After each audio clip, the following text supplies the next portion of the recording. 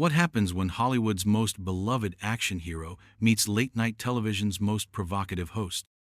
You won't believe what unfolds when Harrison Ford sits down for what was supposed to be a simple promotional appearance, only to find himself trapped in a verbal minefield that would shake the entertainment industry to its core.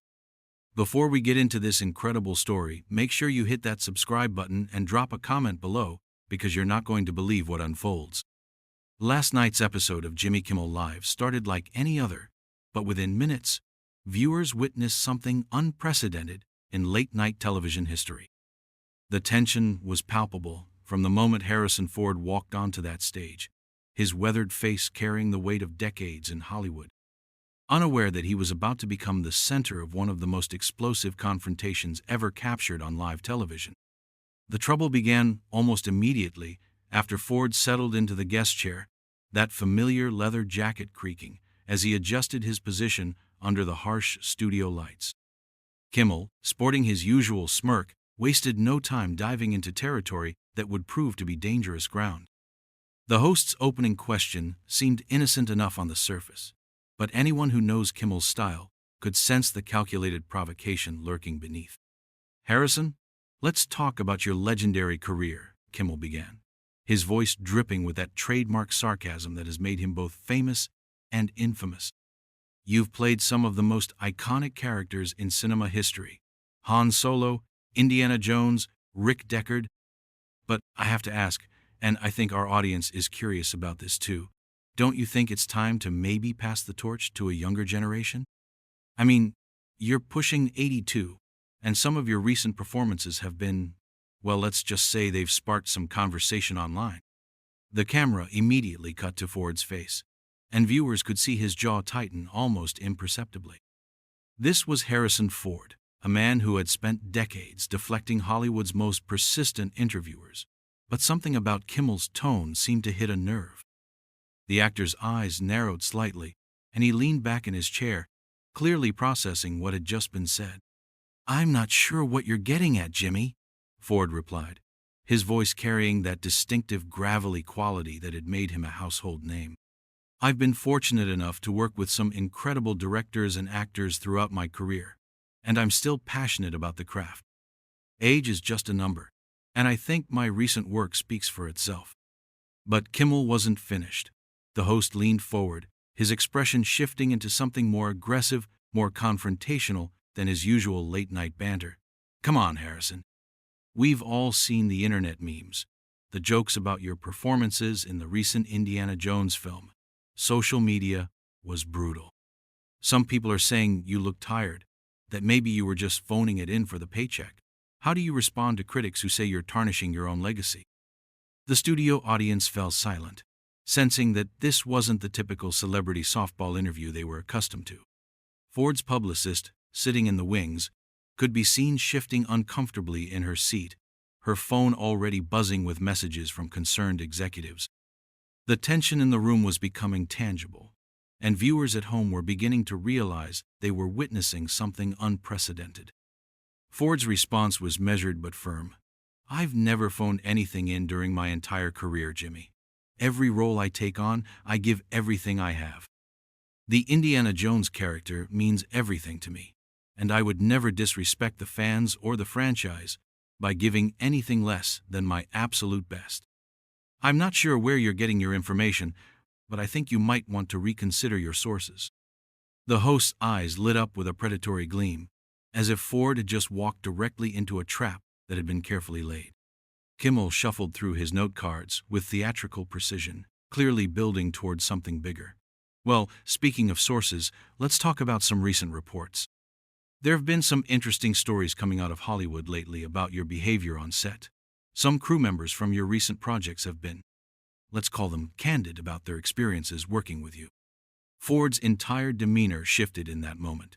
His shoulders squared, and his voice took on a harder edge. "What exactly are you implying, Jimmy? Because if you have something specific to say, I'd prefer you just say it directly, instead of dancing around whatever point you're trying to make." The confrontation was escalating rapidly, and Kimmel seemed to be relishing every moment of it. He leaned back in his chair with a satisfied expression, clearly enjoying the fact that he had managed to rattle one of Hollywood's most stoic figures. "I'm not implying anything, Harrison. I'm just repeating what's been reported. Stories about tardiness, about being difficult to work with, about maybe not being as sharp as you once were. These aren't my words, these are industry professionals talking." The camera captured Ford's face in perfect detail as he processed this accusation. His eyes flashed with something that looked like genuine anger, and for a moment, viewers could see past the carefully constructed public persona to the man underneath. "That's absolute nonsense, and you know it. I've worked with the same crews for decades. These people are my friends, my colleagues.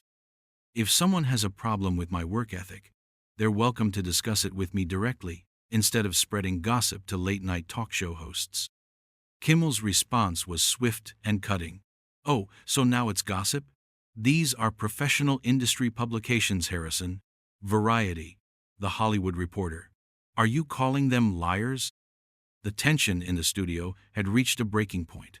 Ford's hands were visibly gripping the arms of his chair, and his voice had taken on a dangerous quality that anyone familiar with his film roles would recognize.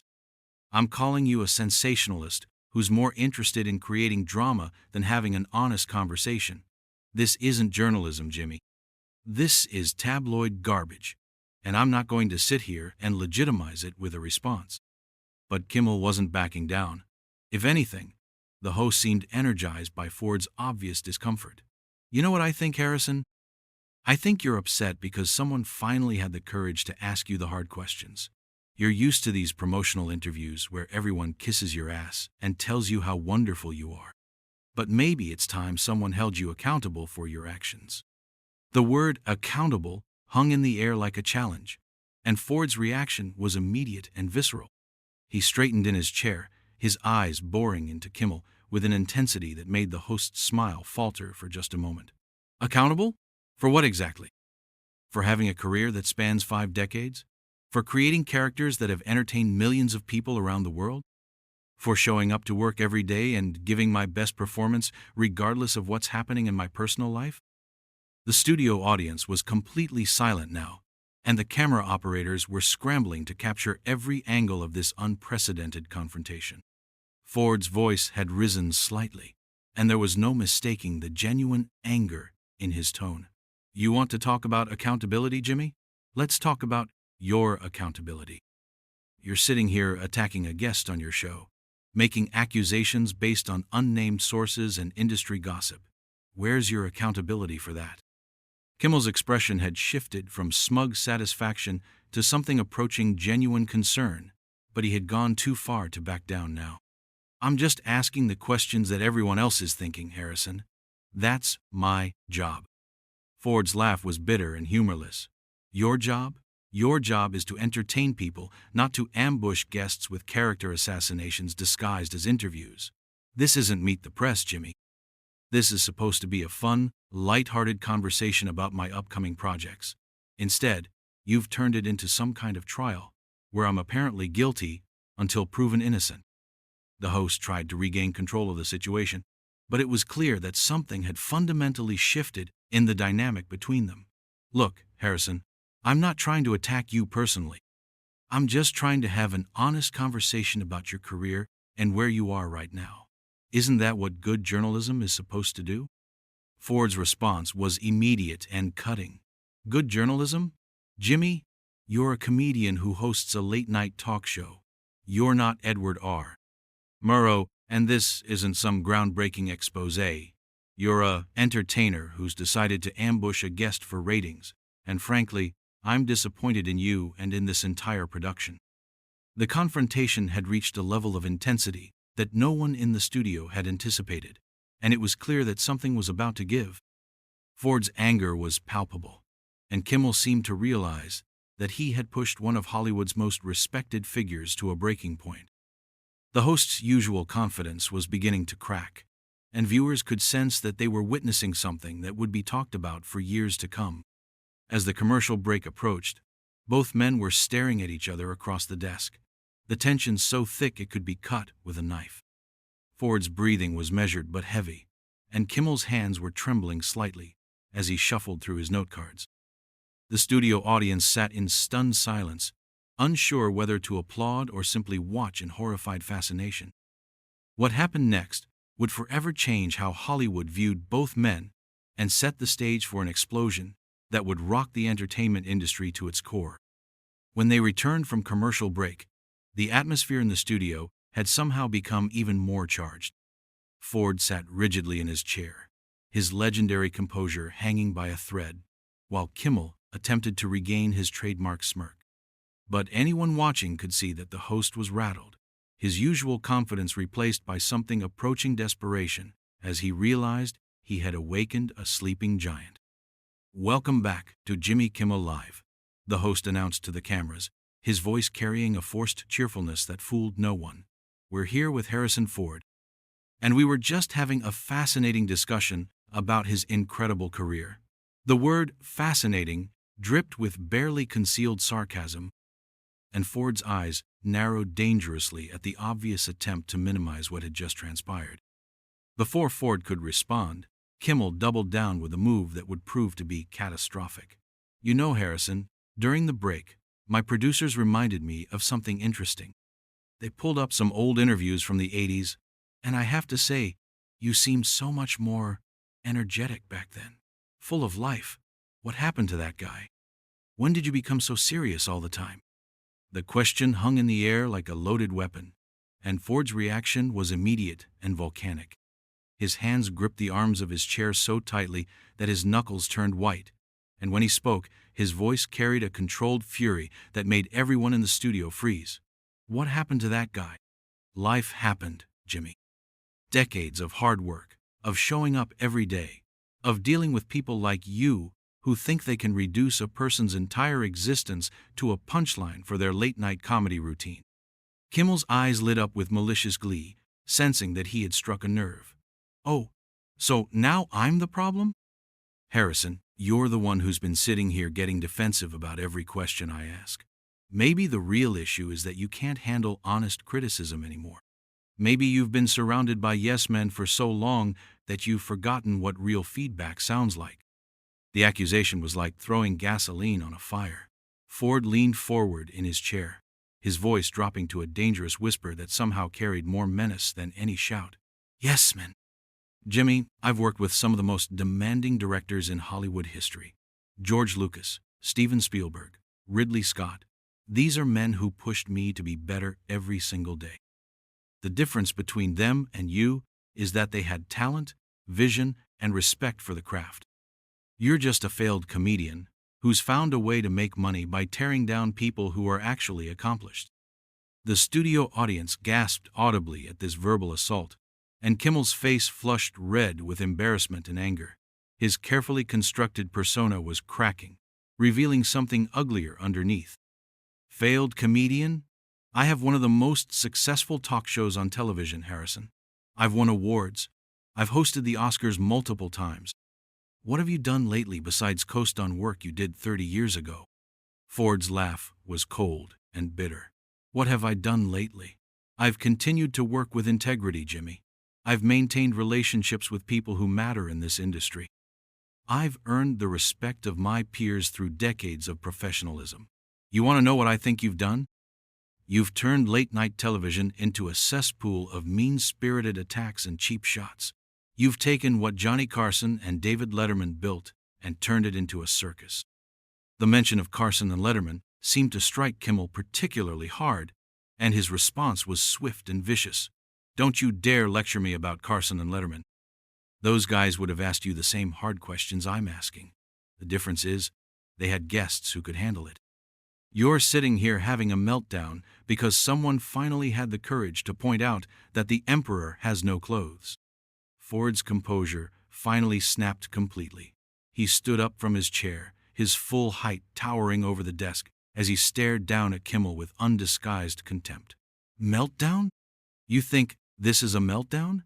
Jimmy, I've been in this business longer than you've been alive. I've dealt with studio executives, demanding directors, impossible shooting schedules, and media scrutiny that would crush most people. What I'm having right now isn't a meltdown. It's a moment of clarity where I realize I'm wasting my time talking to someone who has no concept of what real work actually looks like." The host scrambled to regain control of the situation, but Ford wasn't finished. You want to talk about hard questions? Let's talk about some hard questions. How many of your writers have you driven away with your toxic behavior? How many guests have left your show feeling humiliated and disrespected? How many people in this industry genuinely like you, Jimmy, versus how many just tolerate you because you have a platform they need? Kimmel's face had gone pale, and for the first time in the interview, he seemed genuinely speechless.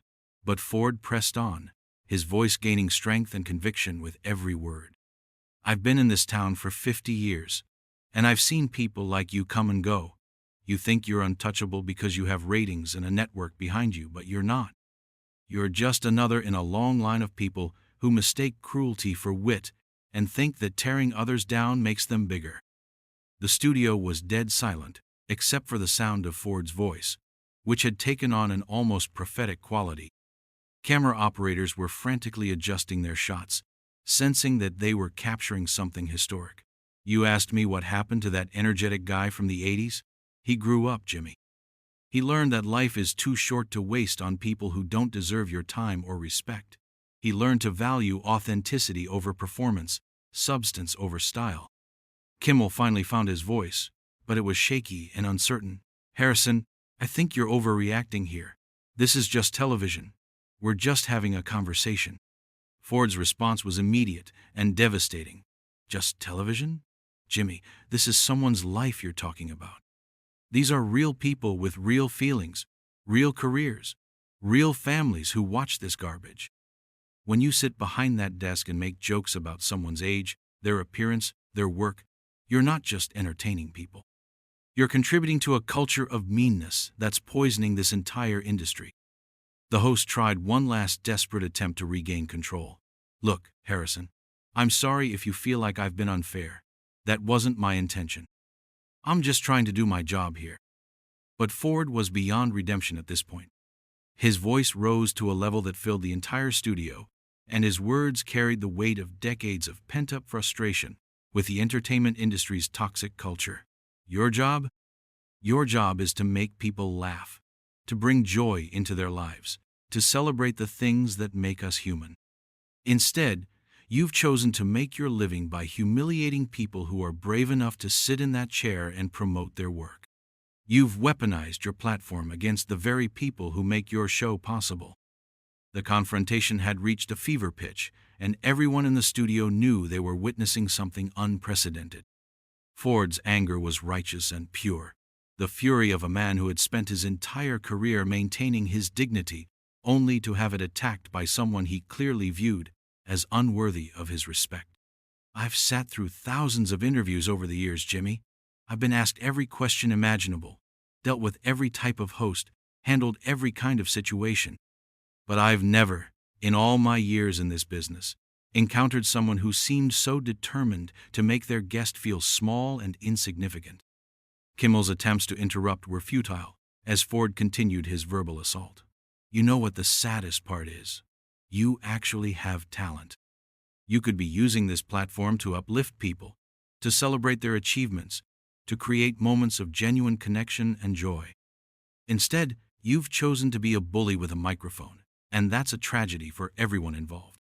The camera captured every nuance of Ford's expression as he delivered what felt like a final verdict on not just Kimmel, but on the entire culture of modern entertainment. His voice carried the weight of authority that came from decades of experience and success, and his words seemed to resonate with a truth that cut through all the artificial glamour of the television studio. As Ford stood there, towering over the desk with his jacket slightly askew, and his hair disheveled from running his hands through it in frustration, viewers could see that this wasn't just an angry celebrity having a tantrum. This was a man who had reached his breaking point with an industry that had lost its way, and he was channeling the frustration of every actor, director, and creative professional who had ever been subjected to the kind of treatment he was experiencing.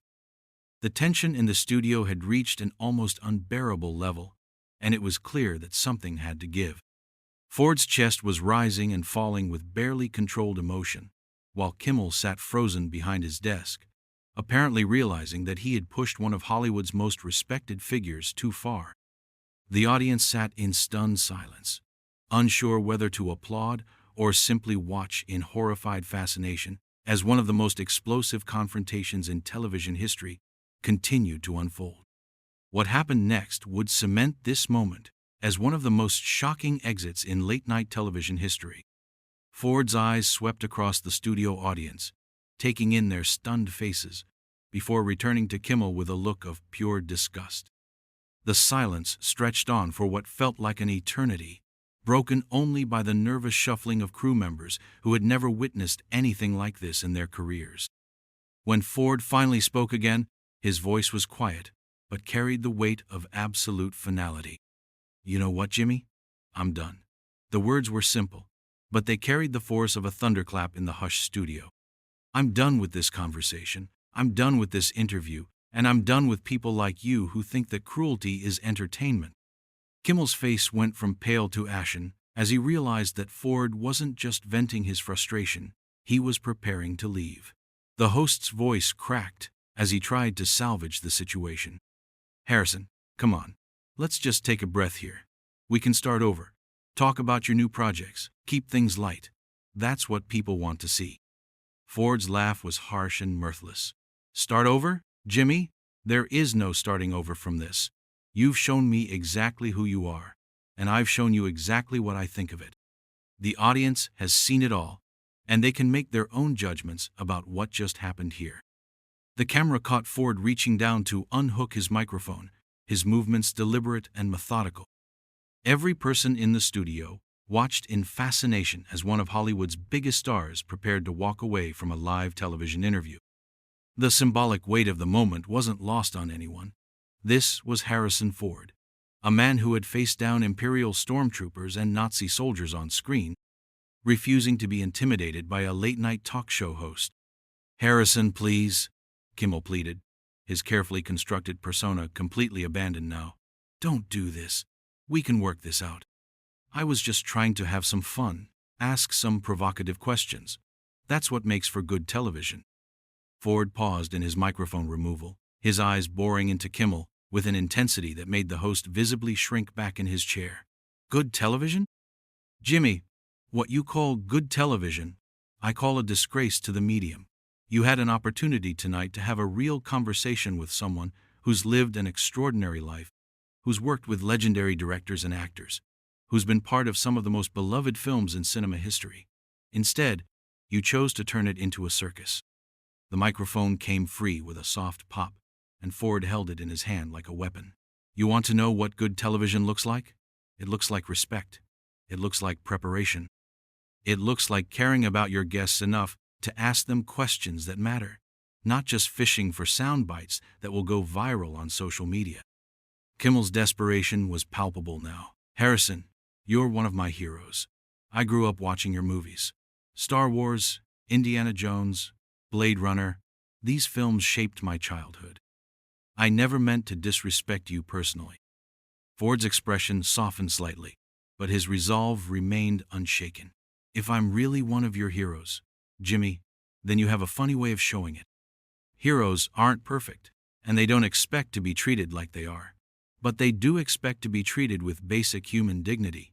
That's something you seem to have forgotten how to do." The studio audience was completely captivated, watching this real-time dissolution of a television interview with the kind of fascination usually reserved for natural disasters. Ford placed the microphone carefully on the desk, the small gesture somehow carrying more weight than any dramatic flourish could have achieved. "You asked me earlier what happened to that energetic guy from the 80s, Ford continued, his voice taking on a reflective quality. "I'll tell you what happened. He learned that energy without purpose is just noise. He learned that being entertaining doesn't give you the right to be cruel. He learned that respect is earned, not demanded, and that once you lose it, it's very hard to get back." Ford began to move around the desk, his movements unhurried but determined. The cameras tracked his every step, and the audience held its collective breath. "I've been in this business for 50 years, Jimmy.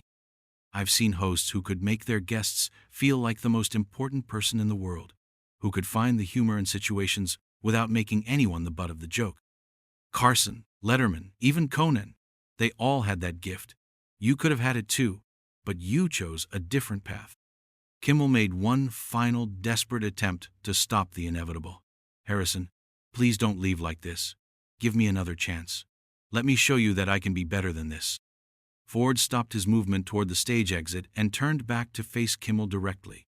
For a moment, there was something almost like pity in his eyes. Jimmy, the chance to be better than this was every single day you've been hosting this show.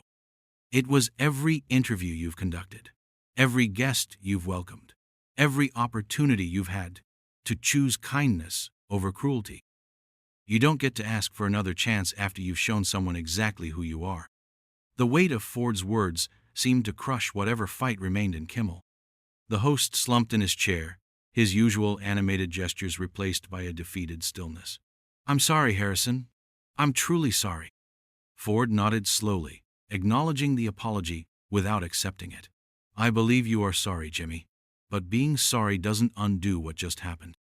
It doesn't change the fact that you thought it was acceptable to ambush a guest on your show. It doesn't change the fact that you've probably done this to other people who didn't have the luxury of walking away. The studio fell silent, except for the hum of the cameras and the distant sound of traffic outside. Ford's presence dominated the space, even as he prepared to leave it. I want to say something to your audience, Jimmy. To the people who are watching this at home, he looked directly into the camera, his weathered face filled with a dignity that had only been enhanced by the confrontation. This isn't about me, and it isn't really about Jimmy. This is about how we treat each other, whether we're on television or in our daily lives. Fame doesn't make you immune to hurt. Success doesn't mean you have to accept being treated badly, and entertainment should never come at the expense of someone's dignity. Ford's voice grew stronger as he continued, speaking directly to the millions of viewers who were witnessing this unprecedented moment. I've been incredibly fortunate in my career. I've had the chance to play characters that people love, to work with talented people, to be part of stories that have meant something to audiences around the world. But none of that would matter if I couldn't look at myself in the mirror and know that I've tried to treat people with respect. The camera captured every nuance of Ford's expression as he delivered what felt like a final statement. Life is too short to waste on people who don't value what you bring to the table. Whether you're an actor, a teacher, a construction worker, or anything else, you deserve to be treated with basic human dignity. Don't let anyone convince you otherwise. With that, Ford turned and walked toward the stage exit with the same purposeful stride that had carried him through countless movie scenes.